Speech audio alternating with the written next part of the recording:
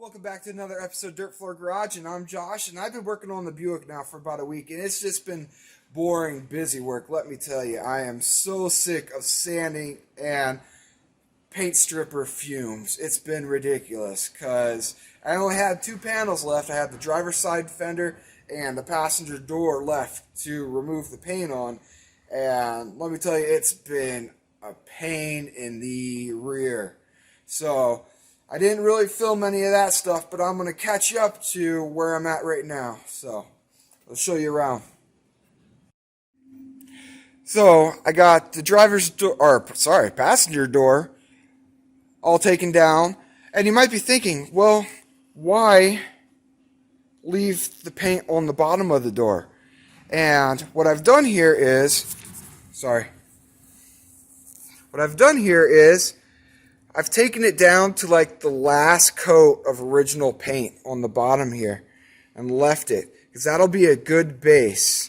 And what I'm going to do is, because I want to drive this car pretty much every day, just enjoy it, I'm going to put a rock guard from this body line down to the bottom of the rocker panel here, and it's going to protect it from rocks and dings and stuff hitting it. So it's going to get like paint chips and stuff, but it's not going to get the big rock dents and stuff in the bottom of the door.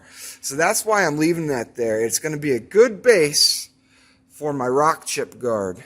So as you can see here, I got the welder ready too. So today, when I get done showing you around, we're going to weld up these holes where the trim used to be. Those are the rivet holes from where the trim was on the door right there. So I'm going to weld those up today. That's the plan. There's only two. So I'm going to take you over to the other side and kind of show you what's been going on.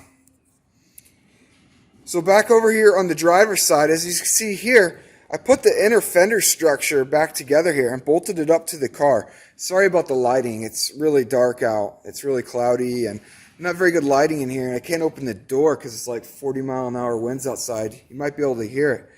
But yeah, what I got going here is I bolted the fender up, and what I'm doing is I'm checking my gaps, and I'm moving the brackets. There's a bracket up here.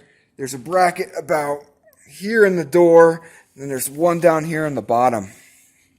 So I kind of see it right here. Bolts right here. And what I'm doing is I'm adjusting these brackets. So what I'm doing is adjusting these brackets so I can move this fender up and down, forwards and backwards, and try to get the best gaps that I can.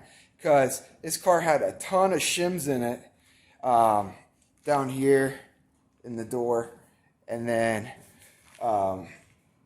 so what I had to do was I just tweaked these little brackets. I put the fender on, bolt it in, and then see where it needs to be. And I'll kind of show you that in this video of how I did it. So I'm going to put together the passenger side fender and kind of show you how I did the little tweaks and stuff so I don't have to use those shims. And the theory behind this is I'm going to get it as close as possible right now, pull the fenders off the clip, I guess you could be, the fender. Then I'm going to bolt the body down to the frame, put the fenders back on, do more adjusting, do my final adjusting, then I'm going to paint it. I'm going to paint the fenders off the car more than likely. I might paint them on, might not sure. But I'm going to get them put on, bolted down, and then probably paint it. Is what I'm going to end up probably doing. Yeah. So I don't want to be moving this around the whole bunch because I already scratched it up here. I had to go back and fix it. So I was taking it off, putting it back on. So if I do decide to paint these fenders off the car, I want less of a risk of damaging it when I put it back together, fiddling with gaps and whatnot. You see here, gap looks really nice down the door here. Look how nice that looks. And I'm going to flip you around here and show you the body line running down the car. You're looking down here, looking down the car. I know it's really hard to tell, but this line here is looking really, really nice. It's just a smidge high right there. What? I think I'm going to be able to get that. I'm just going to kind of tweak this, and as you can see here, it moves too. I know my arm's shaking. Tired from sanding. I've been sanding for about 3 hours today. But yeah, once this gets bolted down, it'll give me a better idea of where it's actually sitting. So, but if you look at it from more shadows and whatnot, you look at it from this angle, you can see it's just slightly higher. And I don't know if there's paint built up here, because it doesn't look as hard as a line as right here. This looks a little softer, so I'm gonna have to address that. But the rest of it looks really good. And I did have to do a bunch of body work down here in this lower section of the fender and a little bit up here. So here's the rest of it. Just been blocking and whatnot. I noticed that the door, it fit good, but the edge of the door here was rolled over. So I've been taking my 2x4 and just tapping it out, just trying to get it to where it's looking really nice. And it's kind of hard to judge. I wish I had the weather stripping to put the door where it needs to be, you know, when it shuts.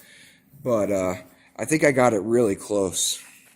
It's kind of look down the car here, so it looks really good. So what I'm going to do now is we're going to weld up those holes on the other side. So get it set up and get to welding.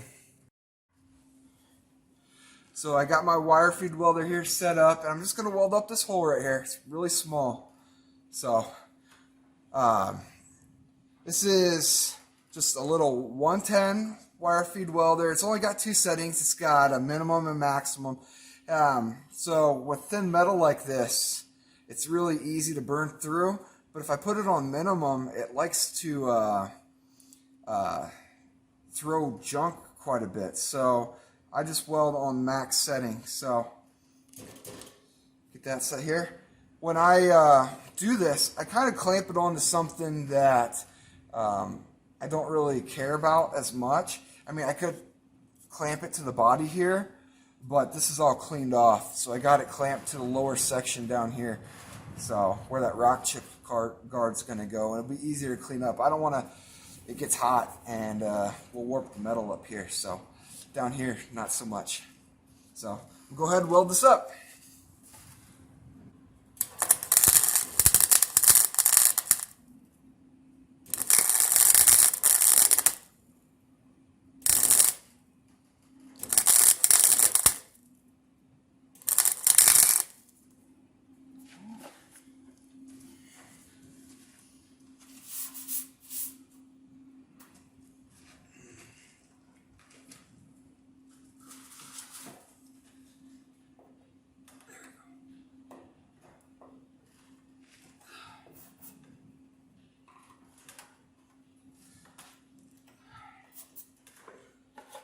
This one still has a body filler in it.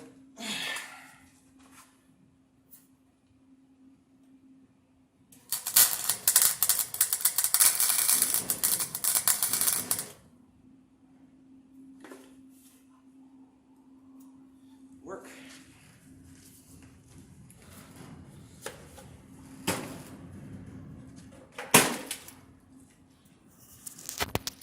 Let's take a peek here, see how I did.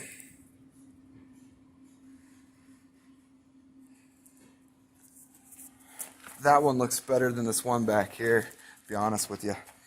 It's going to be hard to see.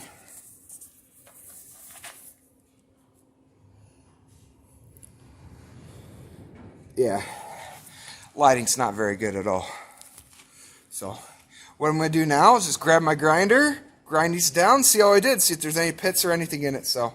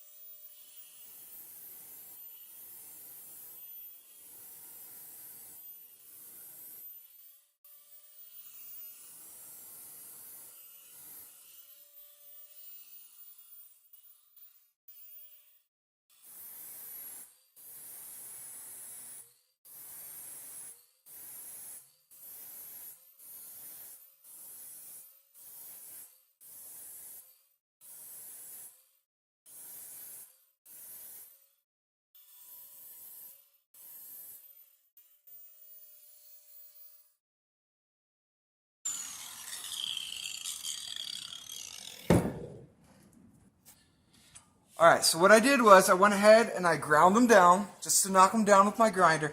What I'm going to do now is I got my palm sander here with some 40 grit sandpaper, and I'm just going to clean them up a little bit. We're going to see how I did.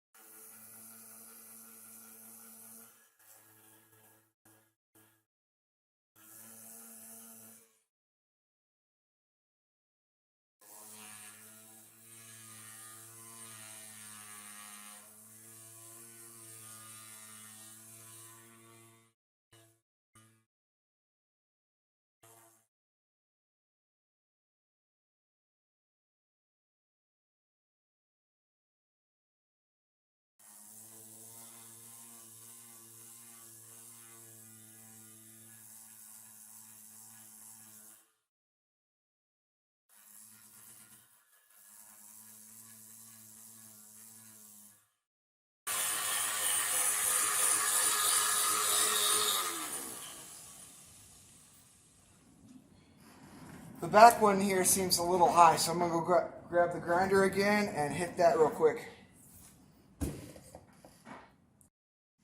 So here we are. I believe, let me see if I can feel it. Right there is where the hole used to be. Look at that. That blends in super nice.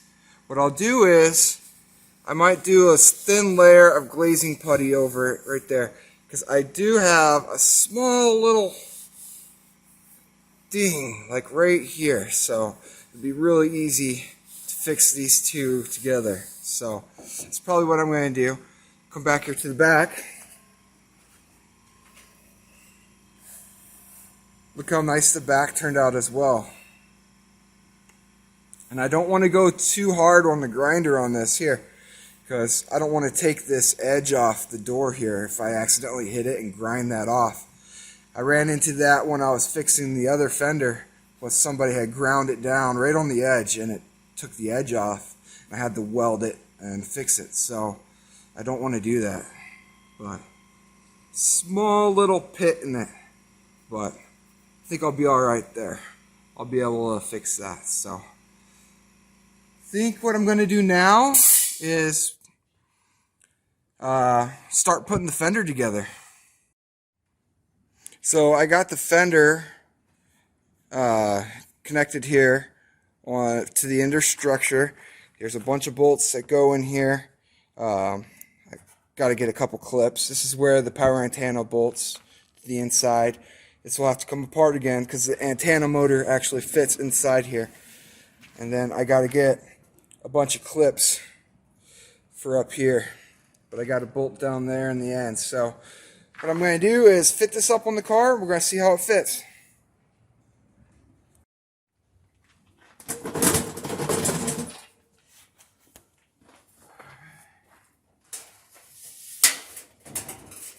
bad boy here.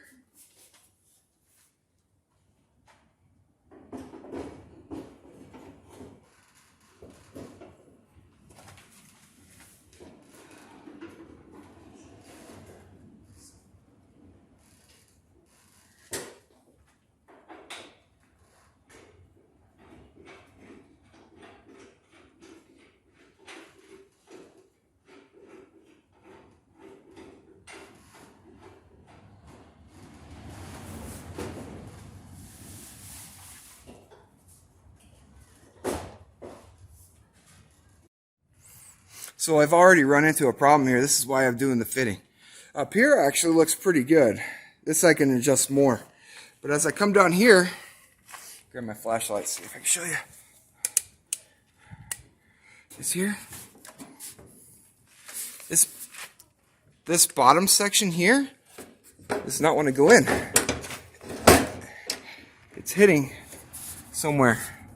So I'm guessing This bracket right there is what's causing it not to go in.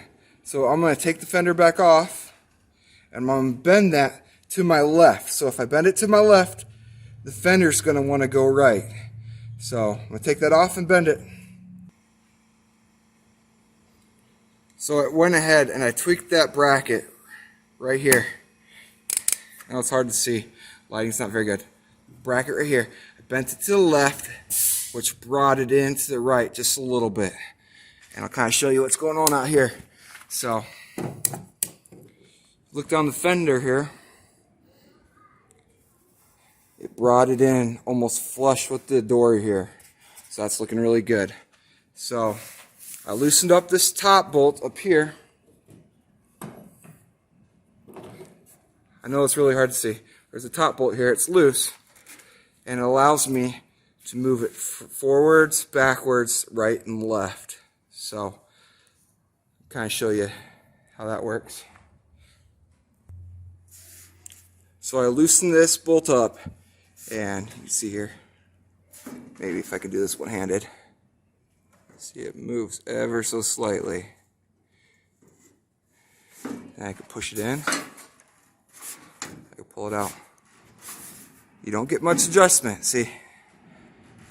But that's what I'm doing. So what I'm going to do is put this down, and I'm going to try to get this gap up here just tightened in just a little bit. So I want to take it backwards, and I'm going to take it to the driver's side. I'm going to give you a little example of things to expect when you're putting together an old car. Just that little bit of offset there from where the clip is on the inner fender to the fender there. Those are the kind of things you can expect. Things just do not seem to want to line up right. So, just something to expect when you're working on a car. Here's another example of things you're going to run into. See how the bolt's pushing up on the bottom of the fender bracket here, on the inner fender bracket? And this is the bracket for the frame on the lower side. It's already got tension on it. So as I'm bringing that bolt up, it's causing the fender to move in a direction I don't want it to. So what I think I'm going to do here is just take this loose. I'm going to bend this bracket and make it more of like a arced bend so it doesn't put that pressure.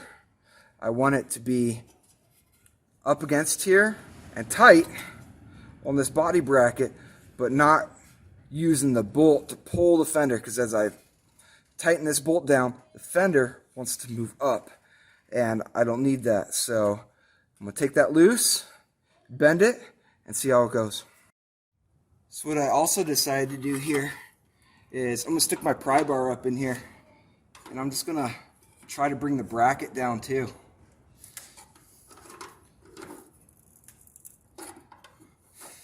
It's holding.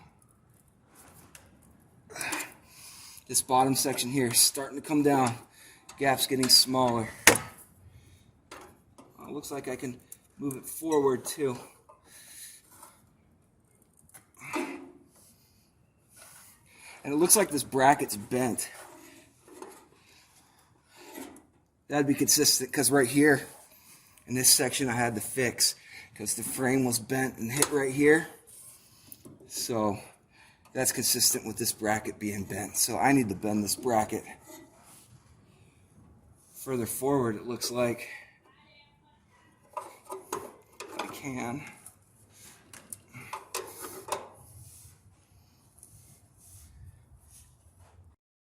So I've been fighting with this lower part of the fender now for probably 45 minutes. And what I'm running into is the front of the fender here on the bracket. The front of it's wider. I know it's really hard to see, but it gets really tight. When I tighten that down, the fender hits the inner structure on the back side of this bracket. So what I need to do is somehow tweak the back of this bracket to give me more clearance on the back side, because I can't get the door here to sit I need it to go in about 1/8 of an inch, maybe even a little bit less than that. But I can't get it to go back because the back of this bracket here is hitting the inner structure of the fender. So I'm going to fiddle with that some more. So I'd figure I'll show you this bracket again. It's hitting back here on this back side. Up here there's a big gap towards the front, but on the back side there's not. So I'm going to have to find a way to tweak this to where it needs to be so I can have equal gaps on the front and back of the bracket. So that's what I'm going to work on. So what I've kind of done here is I went over to the other side and I stuck this little pry bar into the gap, and I wrapped tape around where it stopped. So I kind of got my own little feeler gauge here, and what I see here is it actually goes in further. So what I'm going to have to do to make the gap match the other side is, the top's fine. The top looks good, but I'm going to have to loosen the bottom bolt under here, the one down here, and I'm going to bring this in to there. So I'm going to loosen that up and bring it in. So I went ahead and moved that bottom bolt. The top didn't really change, but the bottom really got tighter here. So it's a little tight on the bottom now, but you got to remember this is going to come off a bunch more times, and it's really flimsy right now because I can just watch the gap here and just push on the fender. So like I said before, I want to get it as close as possible and get as much of the fiddling done as I can as I'm doing this. I know I'm going to have to fiddle with it again once I get it bolted down, and then I can get the front radiator support and all the brackets put on this, because that'll pull that and tie both the fenders in, and then I'm going to have to fit the hood. So it's a whole giant process, and I want this thing to look as nice as possible. So it's trial and error and just lots of little tweaking. So once I get this down on its final frame, when I get it, I'm going to have to do a lot more tweaking. I'm just going to have to do little increments of little tweak to that bracket a little bit, move this one a little bit. I need to shift this part of the fender over, and you got to maneuver it. You got to finesse it. It's a little tweak here, a little push there, a little pull here.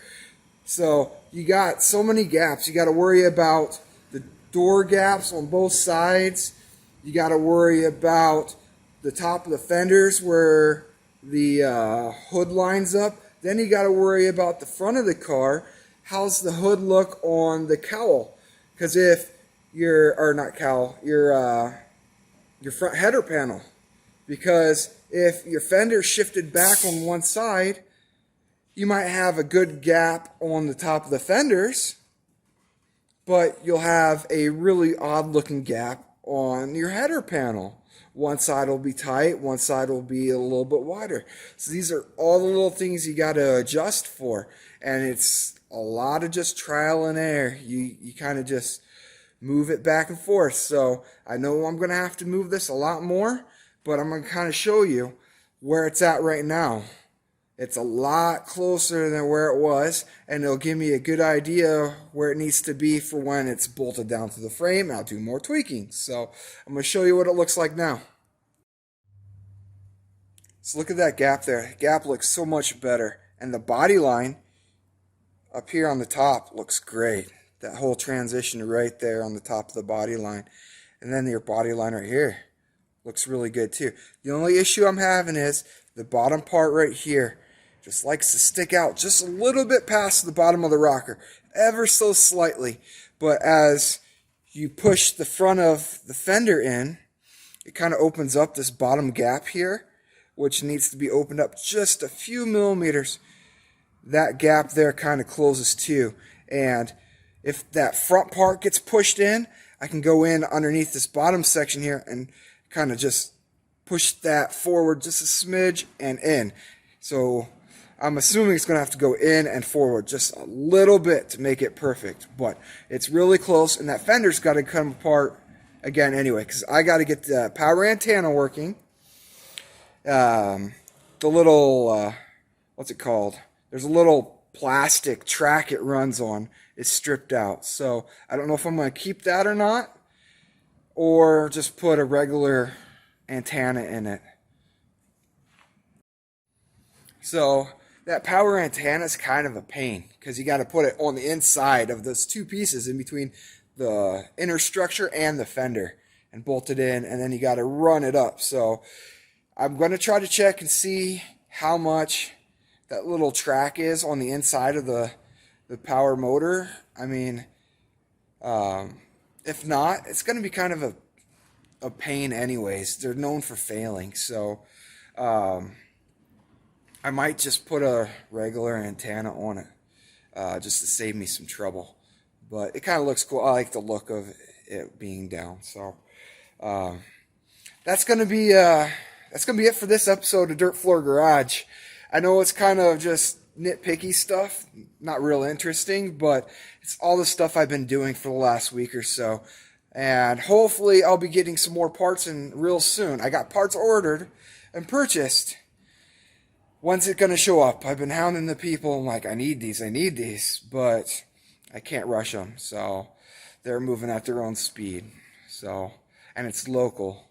So I don't want to piss off the locals. If you're from a small town and you have limited parts, you don't want to piss off the locals. So, hopefully those parts show up and I could start getting a frame. I might start pulling the control arms and stuff off the other frame and start putting bushings and ball joints and that sort of thing and get it ready for when the new frame gets here, and I can swap that over real quick. So that's going to be a wrap for this episode of Dirt Floor Garage, everybody. Thanks for joining me. Like, subscribe to my channel, and leave a comment below. Thank you again, and we'll see you next time.